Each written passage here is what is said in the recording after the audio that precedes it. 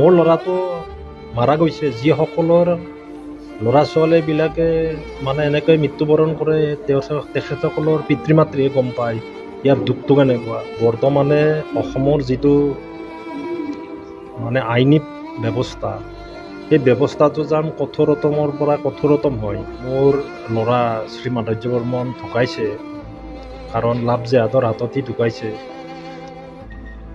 মোৰ আক্ষেপ আছে, কিন্তু মাননীয় মুখ্যমন্ত্ৰী মহোদয় মই এটা আবেদন জনাব বিচাৰিছোঁ যে মোৰ ল'ৰাটো মাৰা গ'ল লাভ জেহাদৰ হাতত, কিন্তু বৰ্তমানে অসমৰ যিটো মানে আইনী ব্যৱস্থা, সেই ব্যৱস্থাটো যেন কঠোৰতমৰ পৰা কঠোৰতম হয় আৰু প্ৰতিখন স্কুলৰে ছাত্ৰ ছাত্ৰীসকল যাতে সুৰক্ষিত হয়, সেইকাৰণে মই অসম চৰকাৰক অনুৰোধ জনাইছোঁ।